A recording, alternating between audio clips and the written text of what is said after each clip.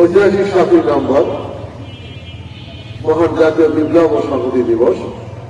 1975 সালের এই দিনে বাংলাদেশের মহানায়ক, স্বাধীনতা যুদ্ধের ঘোষক, বীর মুক্তিযোদ্ধা, বীরোত্তম শহীদ রাষ্ট্রপতি জিয়াউর রহমানকে এদেশের সিপাহী জনতা কারাগার থেকে মুক্ত করেছিলেন।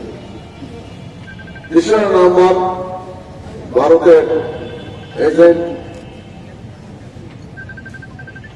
জেনারেল মঞ্জুরের নেতৃত্বে একটি কূপ হয়। সেই সামরিক অভ্যুত্থানে মেজর জেনারেল জিয়াউর রহমানকে বন্দী করা হয়, কিন্তু এদেশের বীর সিপাহী জনতা সেটি মেনে নিতে পারে নাই এবং তারা সেদিন তাদের জীবন বাজি রেখে জিয়াউর রহমানকে মুক্ত করেছিলেন। এই সেই 7ই নভেম্বর। আমরা মনে করি এই 7ই নভেম্বর বাংলাদেশের স্বাধীনতাকে রক্ষা করেছে। এই 7ই নভেম্বর বাংলাদেশের সার্বভৌমত্ব রক্ষা করেছে। এই দিনটি জাতির কাছে একটি ঐতিহাসিক দিন হিসাবে স্বীকৃতি লাভ করেছে, কিন্তু বিগত ফ্যাসিস্ট সরকার এই দিনটিকে যারা জাতীয় দিবস থেকে মুছে দিয়েছে, যে দেশের মানুষের মন থেকে মুছে দিতে পারেনি। আমরা অগ্রগতিকারী সরকারকেও লক্ষ্য করেছি, এই দিনটিকে তারা স্বীকৃতি দেয়নি। কেন দেয়নি জানি না। আজকে যারা 24শে জুলাইয়ের মধ্যে দিয়ে এদেশে আজকে অন্তর্বর্তী সরকারের প্রধান হয়েছেন, যদি এই 7ই নভেম্বর না হতো তাহলে আজকে তাদের নাম নিশানা থাকবে। কাজে আমরা মনে করি 7ই নভেম্বরকে যারা প্রকৃতপক্ষে এই দেশকে ভালোবাসে, দেশের মানুষকে ভালোবাসে, স্বাধীনতা সম্বন্ধে যারা অক্ষুণ্ণ রাখতে চায়, তাদের 7ই নভেম্বরকে মেনে নিতেই হবে, আর কোনো বিকল্প নাই।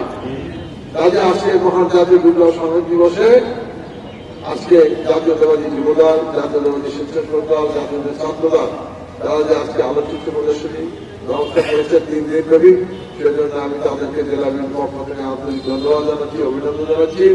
এবং আজকে এই 3 দিনের আলোকচিত্র প্রদর্শনী আমি শুভ উদ্বোধন ঘোষণা করছি। সবাইকে ধন্যবাদ। আসসালামু আলাইকুম।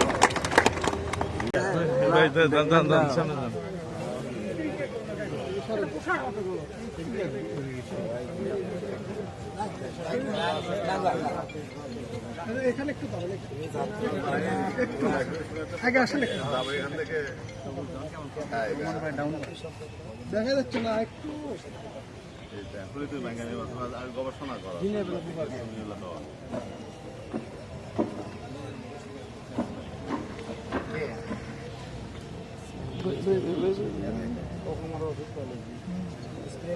তোমাকে দফাটা কত নম্বরে আছে জানো তোমরা?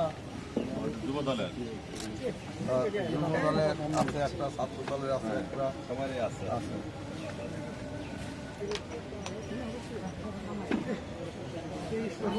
এই যে লাইট দেখেছো